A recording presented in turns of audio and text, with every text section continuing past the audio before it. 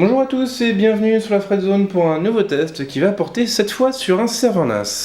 Comme certains d'entre vous l'auront sans doute compris, il s'agit d'un NAS produit par Tecus et plus précisément du N2310. Il s'agit d'un NAS pensé pour le particulier ou les petits groupes de travail. Il est constitué de 2 baies, il peut donc accepter 2 disques durs au maximum. Au niveau des fonctions, on a pas mal de choses. Alors déjà, le premier point, et qui est quand même important, c'est que on va pouvoir monter un RAID 1 facilement. Et donc, toutes les données qui vont être stockées sur le NAS seront stockées en parallèle et en miroir sur les 2 disques durs intégrés. Donc ça, c'est quand même pratique, si on a besoin de les récupérer après un crash notamment. Derrière, on aura des fonctions un peu plus fun. On va en fait pouvoir utiliser ce NAS pour se monter un serveur de téléchargement sur BitTorrent, pour se monter aussi un serveur Plex. Donc on va pouvoir diffuser nos médias, nos photos, notre musique, nos films, nos séries sur la télévision, tout ça en passant par le réseau. Et puis on pourra même se monter un service de synchronisation de fichiers similaire à ce que propose Dropbox, OneDrive, Google Drive et tous les autres. Sauf que là, eh bien, on ne passera pas par un serveur tiers, on ne passera pas par une entreprise privée, on gardera finalement le contrôle sur nos documents, y compris les plus confidentiels. Après, au niveau de l'installation, donc la promesse elle est simple, on est censé pouvoir configurer le NAS en 5 minutes, chrono en main. Donc on ne va pas évidemment mesurer le temps qu'on passe dessus, puisque là on fait une vidéo et donc fatalement on va attacher un peu plus d'importance aux détails. Mais on va quand même le sortir de sa boîte, le configurer, le brancher, l'installer, puis voir un petit peu comment ça se présente. Alors la boîte est assez massive. Je risque de ne pas être complètement dans le champ, alors si jamais vous voyez des éléments qui sortent du cadrage, faut m'excuser, hein, c'est pas évident de filmer et de déballer en même temps, c'est un exercice assez périlleux, faut bien l'avouer. Donc je commence par ouvrir la boîte, ce qui peut être pas mal pour accéder à son contenu. Donc on a toujours les tiroirs habituels, et puis on tombe directement sur la notice de mise en service. Donc c'est un mémo en fait qui va nous permettre, qui va nous expliquer en fait comment monter et comment configurer le NAS. Donc en gros, on commence par prendre les disques qu'on a achetés en amont, on les met sur les baies, on insère les disques, on connecte tout le bazar, on appuie sur le bouton et puis après on se met sur la machine et on va lancer l'utilitaire d'installation en nous rendant à une adresse spécifique. Donc ça a l'air plutôt simple, ça a l'air plutôt facile, et au moins on a quand même tous les éléments sous les yeux, donc c'est plutôt cool pour les particuliers et pour les gens qui n'ont pas l'habitude d'utiliser un NAS. Alors on va continuer à fouiner, donc ça je peux le retirer, déjà on n'en a pas besoin. Donc sous le guide de mise en route rapide, on a une boîte qui renferme tous les accessoires, avec le petit câble Ethernet qui va bien, donc ça c'est plutôt cool parce que ce que j'ai il date un petit peu de Mathusalem, et encore je suis gentil. On a le cordon qui va nous permettre de connecter le bloc secteur à la prise électrique de la maison. Donc là on a le bloc secteur forcément, donc c'est plutôt en serviette standard. Ensuite nous avons des vis, et oui, il va falloir visser nos disques durs sur les racks, donc bon, ça c'est là encore assez sympathique de les proposer. La garantie, donc ça c'est pas ce qu'il y a de plus transcendant. Le CD qui va bien. Et puis c'est tout. La boîte aux accessoires est vide. Alors, je la retire, je la mets derrière. Et puis là, nous tombons nez à nez avec le petit NAS qui est tout petit, tout massif et qui a l'air en plus tout léger. Parce qu'en fait, là, je vois, il pèse rien du tout, c'est assez rigolo. Avec évidemment les protections qui vont bien et que je vais retirer dès à présent. Et voilà donc la bête. Alors au niveau du design, on est sur quelque chose d'assez traditionnel, format rectangulaire, avec du plastique mat au niveau de la structure et du plastique brillant au milieu. Il est plutôt compact, il est très léger, vraiment très très léger, et suffisamment sobre pour pouvoir être exposé sans honte. Alors c'est vrai que tous les NAS ne sont pas égaux devant le dieu design, et là en l'occurrence on est sur quelque chose qui est plutôt joli à regarder, et qu'on va pouvoir poser sur le meuble du salon sans sans trop de problèmes. Donc voilà, c'est plutôt un bel objet. En façade, nous aurons déjà les deux baies qui donneront accès au disque dur installé. Et puis ensuite, eh bien, nous avons des voyants de ce côté-là qui vont nous informer sur l'état du NAS, sur ce qu'il est en train de faire. Donc si les disques sont en train de travailler, on le saura. Si une mise à jour est en train de s'installer, on le saura. Donc on aura directement un visuel finalement sur ce qui se passe sur notre petit serveur. Et puis ce qui est cool, c'est qu'on aura deux boutons aussi en bas. Alors celui qui est complètement vers le bas, lui, il va nous permettre de mettre sous tension le NAS, bien sûr.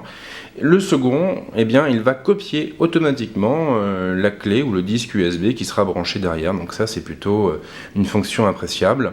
Quand on rentre de vacances, quand on rentre du boulot, on n'aura pas besoin de se prendre la tête à aller sur l'ordinateur pour décharger notre clé. Donc c'est une fonction qui pourrait plaire à pas mal de gens. On saute maintenant de l'autre côté, mais donc au niveau du cul du NAS, si je puis dire.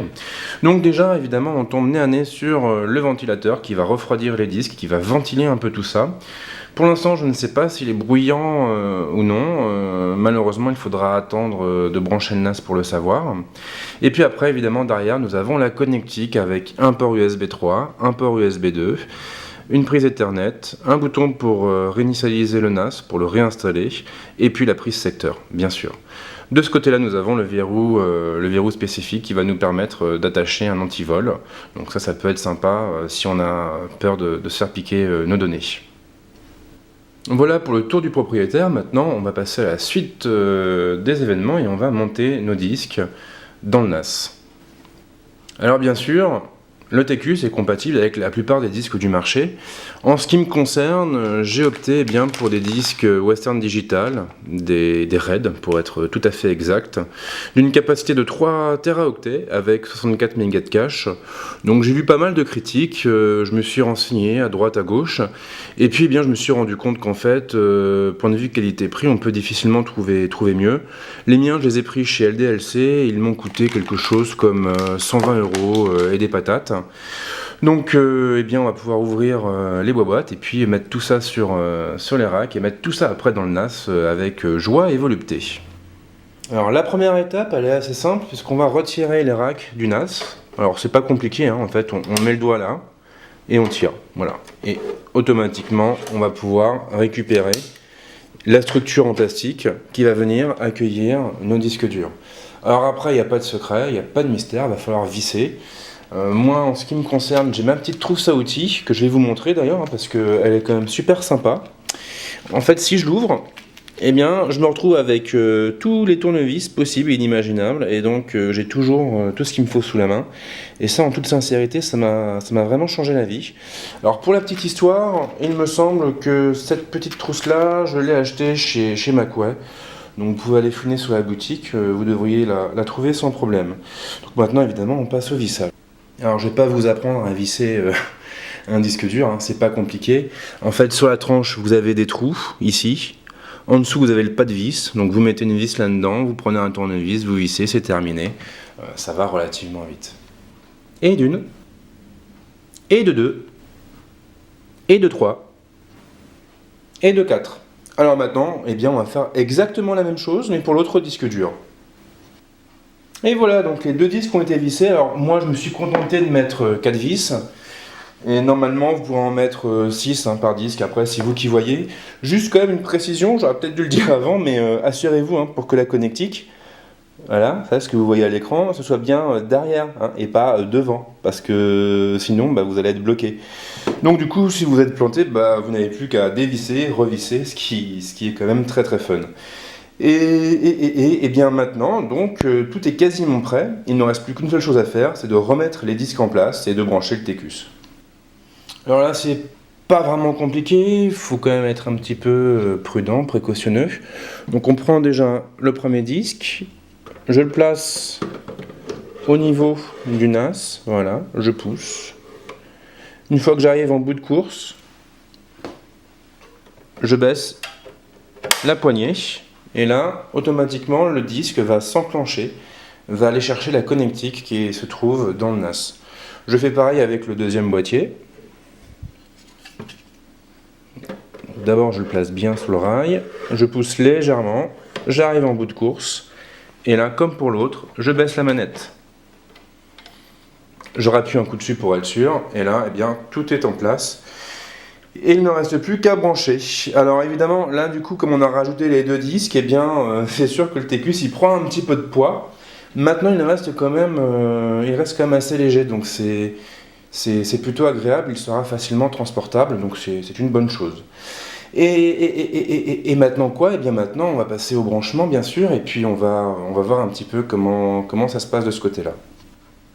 Ok, alors j'ai tout mis en place, j'ai tout branché en fait déjà à la prise secteur et puis à la Freebox.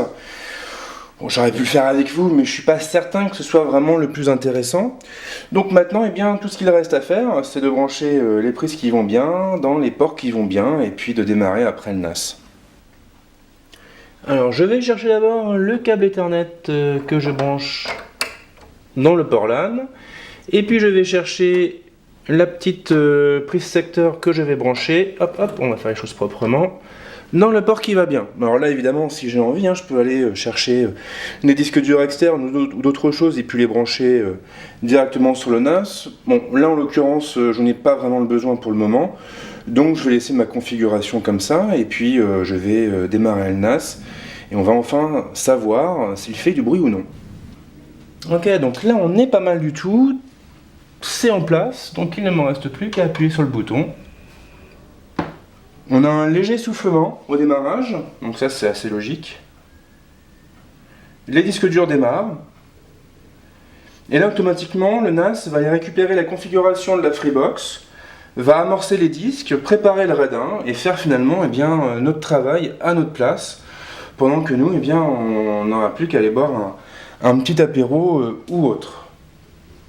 Donc voilà pour la mise en place du TQS, c'est quand même assez rapide, c'est assez facile, il n'y a pas de grosses questions à se poser.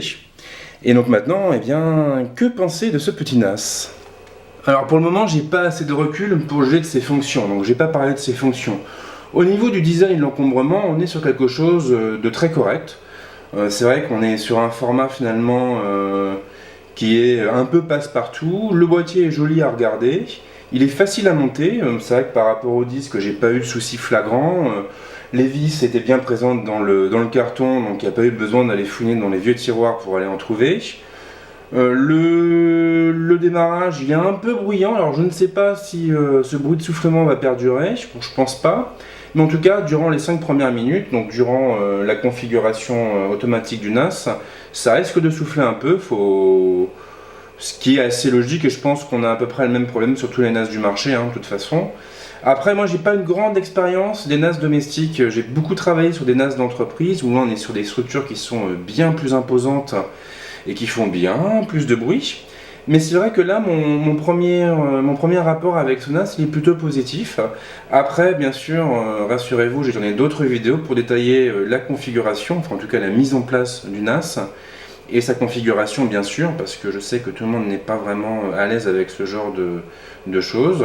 Donc on sera amené à en reparler un peu plus tard. En attendant, évidemment, je vous invite à aller lire le test complet qui devrait apparaître quelque part dans la vidéo avec le lien qui va bien. Et puis nous, on se retrouve très vite avec d'autres vidéos.